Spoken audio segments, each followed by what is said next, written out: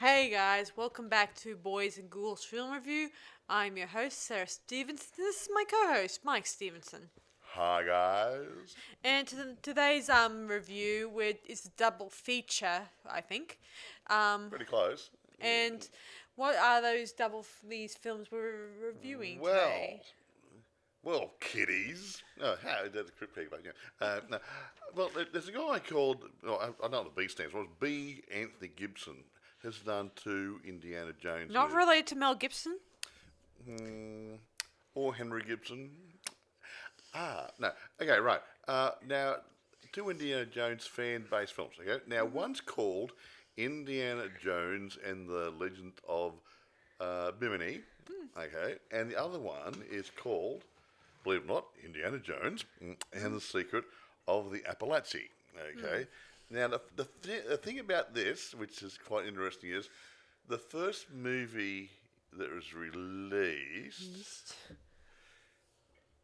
is dated in the period after the second movie. So we're going to actually tell the story in line with the actual how the story unwraps. Yes. And then, you won't worry about the dates of the movies released, okay? Exactly so. It gets a bit confusing. Yeah, and I don't want to confuse the audience out there. You got me confused already. Because I was already too confused when I first seen it, the first time I looked at it. Yeah, because the Apalachee one was actually made or released in 2011, was based in 1942. The second movie was released in 2014, but was based in 1939. So yeah, it's sort of interesting. So when you say, hey, they're not friends, why are they friends? Yeah, you say that sort of stuff, yeah. So Sarah's going to tell a story momentarily, but I'm going to just go through just a couple of the cast and a few things first. Just so you guys know, three of our members of our cast are all in three of those movies. Exactly right. The Indiana Jones guy is played by Rick Staropoli. I think it's the right pronunciation. Staropoli. He got not a bad delivery on the He has role. energy, and He got the energy, the personality, that sort of stuff. So it worked quite well. I Yeah, think. well, when it comes to Indiana Jones, he has energy, and Rick has that type of energy. Yeah. I talked about how Marcel captured the funny comedistic side too. Marcel Cornelius did a bit more comic, had a bit more comedy in his. Yeah. This one's more like how Indiana Jones normally would be done. Yeah, the Marcel who did the Indiana Jones and the Spear of Destiny, he did it more of a comedistic point of view. It's still an action adventure, but focus a little bit more on some of the comedy quips and one-liners. Portrays it with a little energy and a bit more determination, which is what we see in Indiana Jones a lot. Now, I will mention two other actors just in passing just now. One is a guy called Dean Amsler who plays Jimmy Stiles. He plays a gangster type guy? Yeah, a local guy who's on the wrong side of the law trying to rip off Indiana Jones, as one would. And there's a guy called Christopher Woods plays Roland McDuffie. Now, in one of the movies, the earlier movie, which would be the Bimini one, they're friends and working together. In the second movie, his mate Roland is getting a bit more mercenary and doesn't care whether Indy lives or dies or things. He's just after money and gold and stuff. So So I won't go through the other cast just at the moment. I don't think, but I'll mention their characters in passing. We'll mention a bit later on towards the end of it. And how they actually did the roles. But I will say a couple of things though before we pass on. This guy, B. Anthony Gibson, he's written, directed. Both of these. He's been involved with visual effects.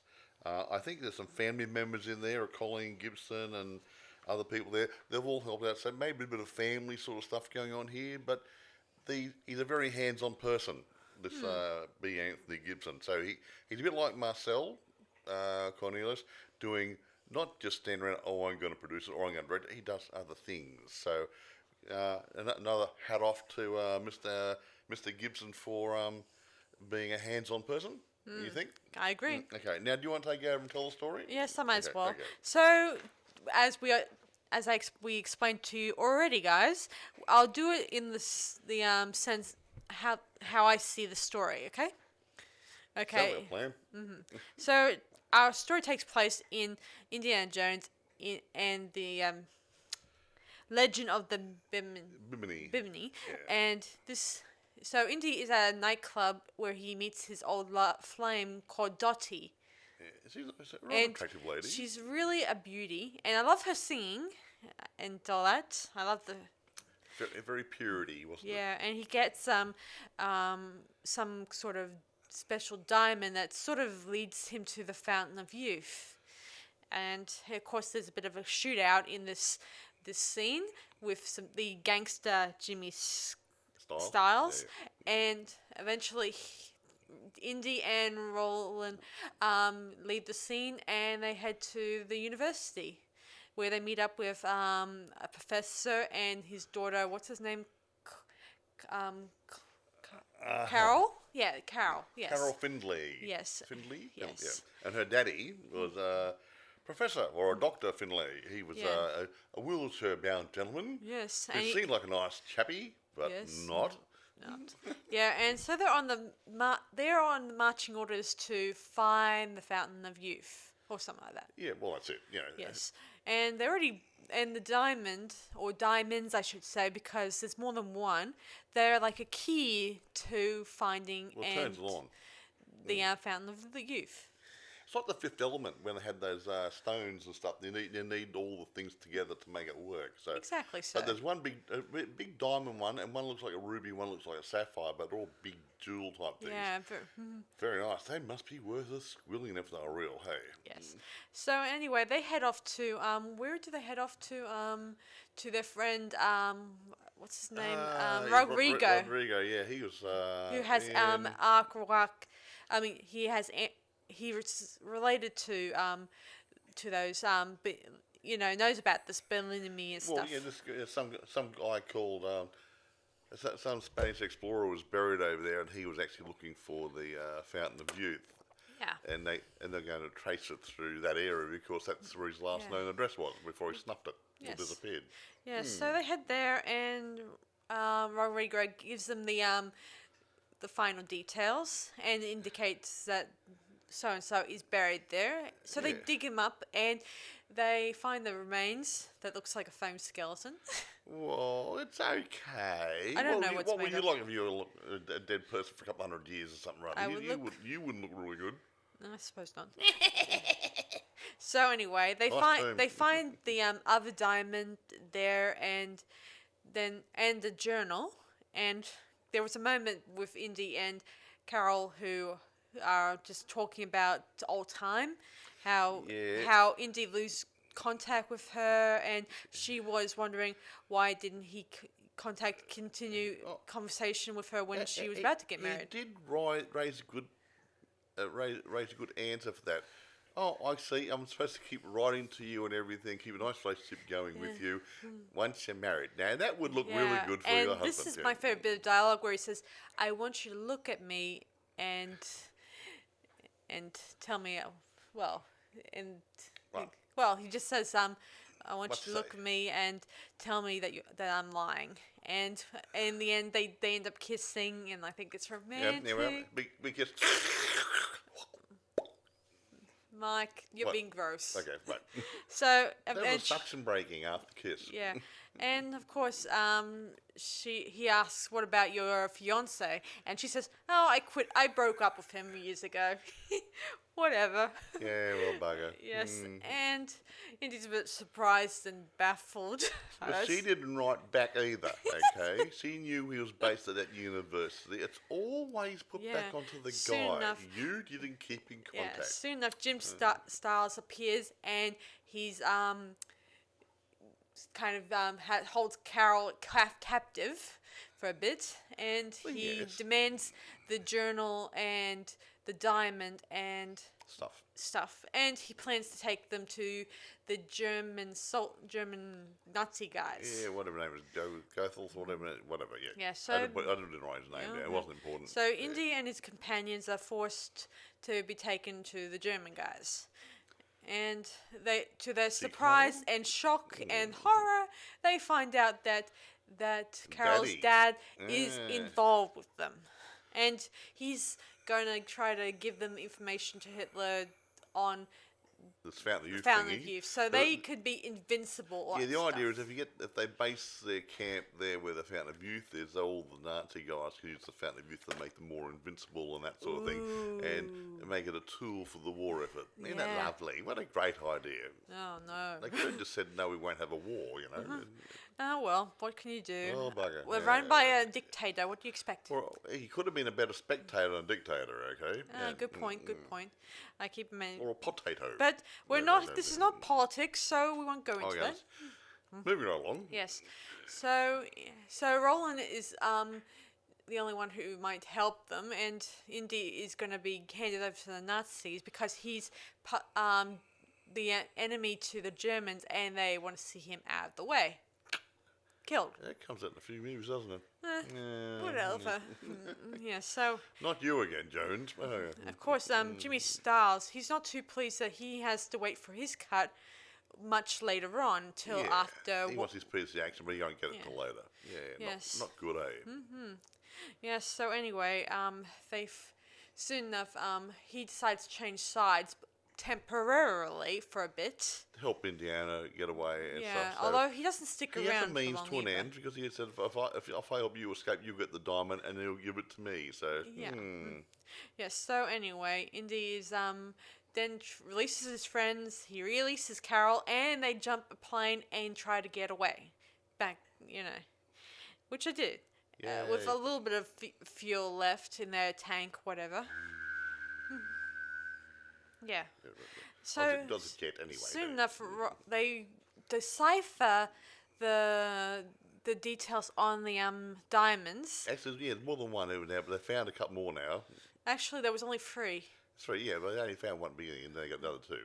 So they got it's their map coordinates. So you need the 3 thingies to know where to go to, and then you're going to need the 3 gemstones there to actually activate it. So interesting. So eventually the Germans caught up with them, and her dad eventually goes into the Fountain of Youth, and I don't know what goes wrong, but something in it kind of causes something. And like Indiana Jones in these movies, there's always something that's bound to lead to trouble or danger. You wonder why we didn't really know. I've got a funny feeling. What's that? When he's standing there in the Fountain of Youth, the water's falling down on him, he picked up one of the stones. Yeah, he did. One of the gems, instead of leaving it in place. And that might have done some sort of short circuit. That's why he sort of went snappo. It kind of snappoed the island and destroyed everything. And destroyed him too. Yeah, and of course Carol is a little whippy-eye, crying, and they... Daddy was a wanker. He's a naughty guy. And soon enough, we return back to New Jersey, where Indy is teaching his students, and other students are Googling him. Yeah, Googling. What else? Ogling is, I think, might be a better word. So anyway, he finished up his class, the class for the day. He sees Carol, who's there, and they decide to hang out for a bit. The end. Of that one episode. That's the first part of the movie. Now, the second movie, which is the first movie, which in is a this... bit like Star Wars. They did 4, 5, and 6, then 1, 2, and 3. It's just all over the shop, isn't it? Yes. Well, let's not be nasty about it. No, so anyway... I'm just being humorous. Yeah, so anyway, Indy meets up with Jim Stiles again, and this time he wants... This is about 3 years later. Yes, and this takes place with... He wants the diamond that was probably from the Fountain of Youth, I think, which gives it that continuation. Yeah, if you there's get a bit of a link to it. Yes, and does explain a lot more when I look at it now, looking back. Yes. So anyway, guess who's sided with Jimmy Stiles? none other than not Roland. Roland, yeah, Roland. Roland has now changed sides. He's working with the naughty guys. Meaning He's no longer working with Indy. He's yeah, working against Indy. well, in the first movie, he did Not very complain nice, a lot that they didn't get anything out of the They never get any money. It's always about money, isn't it? yeah. Anyway, Not about knowledge. but then again, this is probably not the first Yeah. time Indy got a traitor in the mix. Elsa, Yes, that was one. and there was a friend that in Crystal Skulls that turned enemy in that one. Yeah. No, that didn't go so well, did it? No. No. Anyway, so Indy eventually gets the crystal back, and he goes back to teaching in the university. And and one of the teachers there tells him about a special artifact that deals with Native American Indian Yeah. culture. Yeah. Yeah. I think. and one of the what's the name of the lady he is assigned to do this Well, one? not assigned to. The girl who's brought the idea to the dean's knowledge, I suppose. I guess that's a word for Yeah, it. that's what. Let's go my little piece of paper here. Now, a lady by the name of Marcy Savastano plays an A.J. Robinson. She is the person working at the university who wants Indiana Jones to go along with her to Yeah. try and find this legendary relic. So they go do this, and of course, there's going to be some trouble looming with Roland around. Yes. Anyway, they meet up with the Sorry. so they meet up with her contacts, and of course, one of the characters in the story who they meet up with is actually he appears in the Young Indiana Jones, the mystery of the blues, which is sort of he makes a cameo appearance with Harrison Ford at the beginning and at the end. Yes, and his character was named, of course, Grey Cloud. He's an Indian guy, Yes, obviously. obviously. Yes, I won't go into that one because that's a different subject altogether. Well, Mr. Grey Cloud's in this movie anyway. Yes, so Grey Cloud wants them to find this special mask because I think he's a chief, maybe, or I'm not really. Yeah, It one wasn't chief. actually explained too much, but Yeah. he was an elder. Yeah, and they think that if they get this mask, they can regroup their people and be able to restart their clan. And give them protection against the evil world, not to take over the world, but just to give them protection, which is they needed that behind because they were scared of the real world because of what's been done to them over the past. Yeah, but years. some evil gangster guy. I'm not sure if they're gangsters no, just a wealthy man or collector who wants it so they can forget that. keep No, I'm control. talking about the Apalachees. Went back in the olden days, they had fights between other tribes and stuff, and that sort of stuff. So they want to be protected from being attacked and stuff. So the idea is if they hold this relic and they've got control of it, they won't be attacked. I wasn't referring to those guys. I was referring to the bad guy. I'm giving the history of it. Yeah. okay? Anyway, the bad guys want to use it so they can destroy those very tribes. Yeah, and actually, the head bad guy here is a KKK guy. Yeah, a Ku Klux Klan creep. Because he says if they get this power, they're going to sort of take over the world. Yeah, who said they're going to take over the world? Beats the heck out of me. Did you sit down and have a chat to them, or just So just make it up as you go along? So anyway, Indy and his companions, they head to the possible spot of where the mask is. They're given special necklaces that could protect them because the tribes are only it's only for the tribe people to touch and be part of it. If you're not, then you might get hurt by it. The tribe members are allowed to touch it, but anyone outside the tribe are looking at being scathed. Exactly. Yes. Eventually, Indy finds it, and we have a bit of a chase.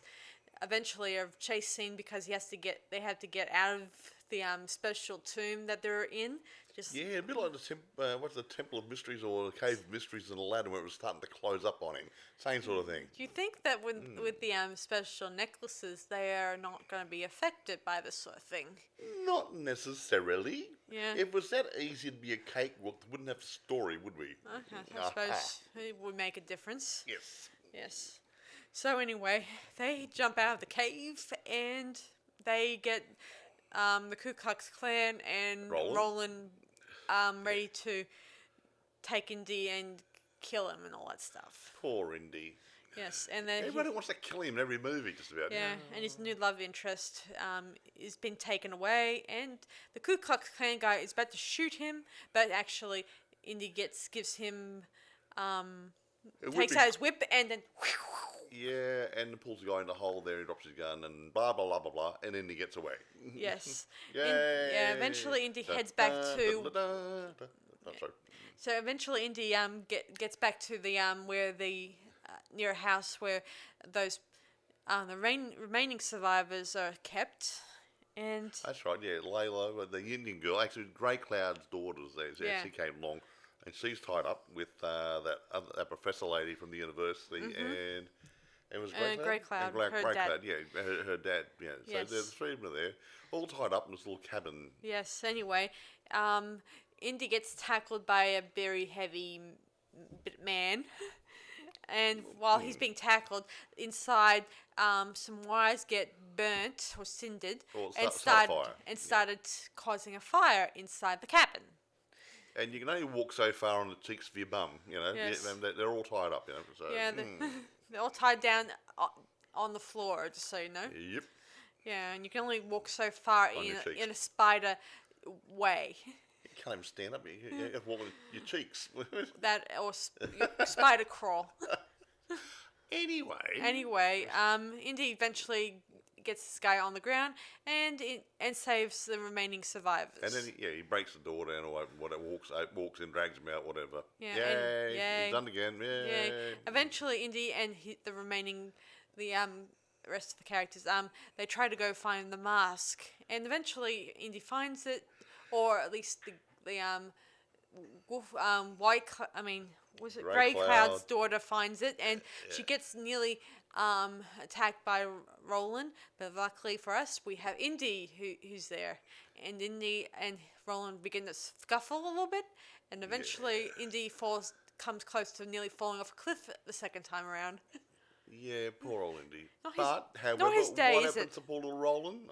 Oh, he's holding the mask, and a green mist comes out of the mask's mouth and starts to Yep. absorb dear old Roland and get sucked into There you the go. mask. And that's the spirit of all that spirit. That's the thing about the mask. It contains the spirits of the dead of their tribe and others, and that's part of its power. The spirit power of it. Yeah, so eventually Roland gets sucked up, and that's the end of him. And the remaining characters help Indy off the cliff, and they're all happy and Happy ever smiling. And after, yeah, blah, blah. the next day or whatever, Indy's preparing to head back to the university, and the professor's lady says that she's going to stay around to do more work for the With tribes, Indians, yeah. in hopes of maybe helping them get their word across. Yeah, somewhat. Yes. Sounds good. And eventually, Indy's about to say goodbye to Grey Cloud's daughter, Layla. Lila, and she says that she's not really good with goodbyes, and She's Indy's waiting for it. yes, Yeah. and Indy says, "I'll make it brief." Exactly. Slurp, slurp, slurp. Mike, That's don't right. be rude. What? No. So that's the whole series. The two movies. series. Yeah. However, Yes. is there a sequel? No. Oh, I don't know. No, he's not working on a sequel. He had another movie after this. He's working on something else now. So Yeah. there, We can't. it does not appear to be a sequel in the foreseeable We can't future. always ask for a sequel, as much It's as I been want there, to. done that. Yeah. I mean, it's still a nice idea, and I like the fact that Anthony and Rick did a good job portraying the movie. Well, yeah, good product. Now, get back into nuts and bolts, which I like doing. Now, the first movie, went date-wise, written by Anthony. I won't be Anthony Gibson, but I'll leave the B out in future. Anthony Gibson, he wrote it, directed it. Visual effects was Anthony Gibson and Jay Atkins. Costumes by Colleen Gibson and props by Anthony Gibson, Colleen Gibson, and Caitlin McInnes. Now, I talk about other people doing independent stuff. They're so hands-on, they do multitasking. Now, when he made the second movie, there's more. He did. He wrote it. He directed it. He was the executive producer. And he did visual effects. And Colleen Gibson, which could be his wife or a sister or somebody, I don't know, was involved in that too. But she's involved in both movies, I believe. So it's very hands-on, and I like that about some of these independent guys making these fan films, because they've got to multitask. Otherwise, they can't do it. There's not a lot of money rolling around. And it just shows they're keen on getting the thing out and produced and whatever. And, you've got to take your hat off to them, because there's a minimal budget. They've got a very small, select crew, and they're probably half the crew themselves. And they still make a halfway decent product. And that's what I like about these guys. Now, a lot of people don't like fan-based films. Okay, fair enough. But then again, not many people like remakes. But fan-based films, if you haven't seen one, don't knock it. Okay. And remakes is a lot hard to get through. Yeah, it's a remake. Yeah, when you look at it, for an example, a lot of people don't like the remakes that are being dished out in the in the media. Yeah, I mean, in mainstream stuff. Yeah, let's make a remake of a remake of a remake, or that formula worked in the last movie we made. Let's do it again. So it's a title theme, but let's dust off and try it again. Let's change a couple of names to protect the innocent. Yeah. I mean, come on. I think the fan base, fresh approach is good. Yeah, I think the fan base, they just know how to click with the story. Well, they make their own story up. I mean, obviously the theme is there. It's Indiana Jones going to do this, yada, yada, yada. But then you got a good story thrown in there. And that's what, these guys have got inspiration. They've got imagination.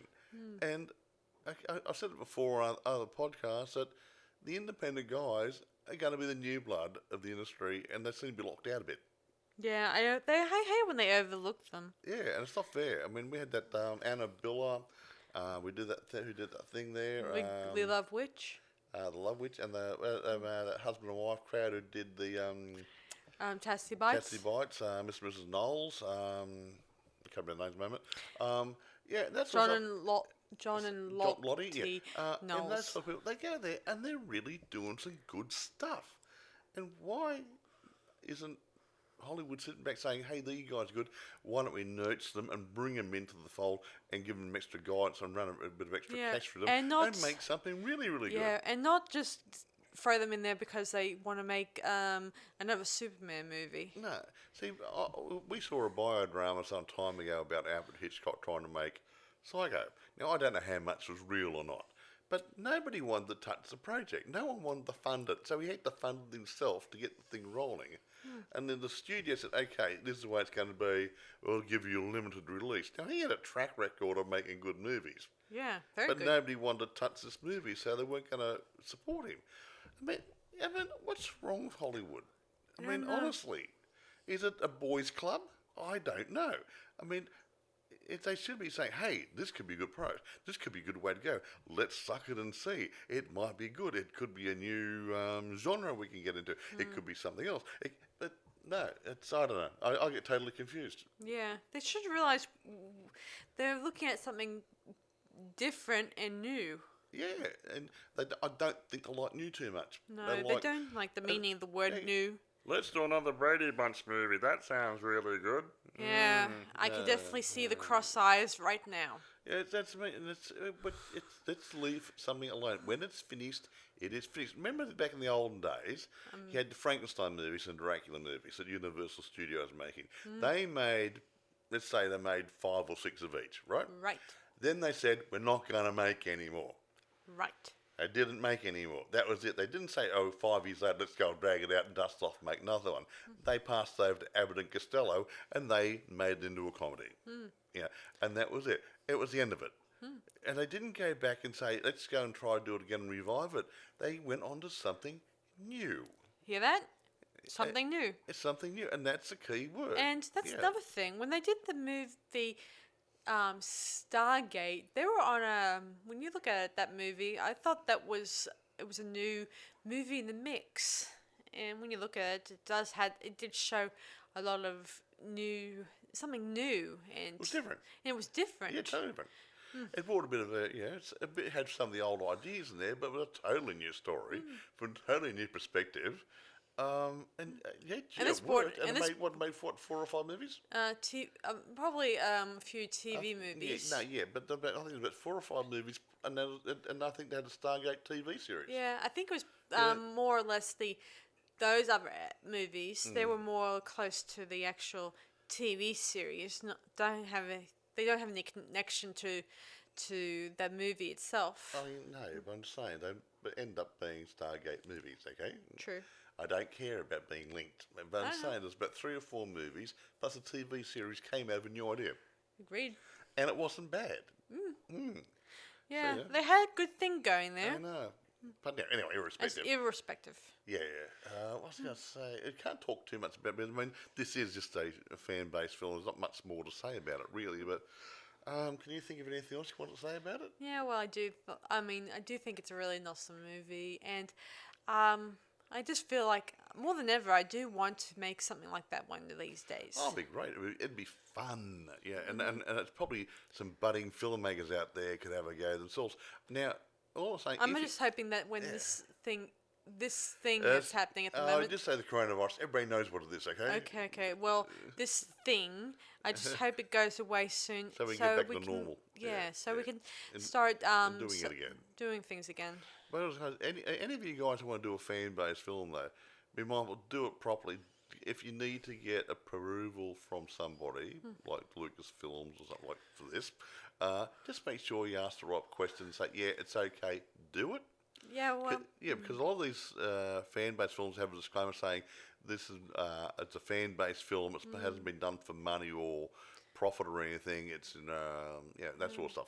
And if you're doing it that way, it's not a not-for-profit thingy. Well, as a fan, I've been doing some research on fan-based and remakes, trying to figure out the differences between them. And I'm going to be doing a vlog episode about it. Oh, so okay. Well, there you hopefully go, this week I'll probably be recording it. But always ask the questions, though. Find out whether you need a permit. Do you need to pay a fee? Or if they say, no, you can't do it. Otherwise, I think there's a movie some time ago, can't remember what it was, that somebody went and made the movie, and after they let it go, they had to take it off the internet because they didn't have permission for it. I can't remember what it was now. Do you remember what it was? I can't remember. I don't remember. I know for a fact. I remember one time there was it was slammed. I remember one time there was a guy who made his own Power Ranger movie, and then all of a sudden they took it off the air. Yeah, because he didn't have permission. So get for permissions, ask the questions before you get too involved in it. And I've said, not a problem. Try to get at least an email from them who's the head of that company or that department, At or least whatever. at least make it a lot, not a very long detailed letter, but just a letter saying we'd like written approval that you will let us to do this fan-based film after this. For this film. It's and stress it's not for profit. It's purely a fan-based film. You might let it loose on the internet or Vimeo, but it's not a profit base. It's not. It's a non-profit venture. Look at Chris Stropoulos and Eric Zoll. I mean, they didn't go and sign paperwork to get an approval rating. No, I don't believe it. I mean, they know that. They remember to credit the original creators. Yeah, that's true. And all that. Another point too, make sure you do your credits. You mention it in there. Mention way to the beginning or way to the end. Or both. Or both is appropriate. Yep. That this film was dedicated to George, in this case, George Lucas, Steven Spielberg. Or whatever fan film you're making. Yeah. It's really important. So, I mean, you look at if you did a remake of something like an old Universal horror movie like Frankenstein, yeah, okay, you got to do a remake of that's been done. But if you want to copy the original first movie, then you need to get approval from Universal Studios and say, right, I want to do that. I want to use that script and blah blah blah blah blah blah. And they'll probably say, yeah, it's old stuff. Yeah, go for it. Have fun. Yeah, not a problem. Yeah. Yeah. So I think that's about it for us today. Yeah. Do you have anything to add? Not really. This is a bit of a short one today because only it's not a big movie. Yeah, It's and I just don't want a to make it fan too film. long. No. So Otherwise, it gets boring, yes. and we don't want to bore you. Yeah, do like we? Mike No. does. Oh, I do not. So How anyway. dare you? Yes. So anyway, thanks for From Fuckatash.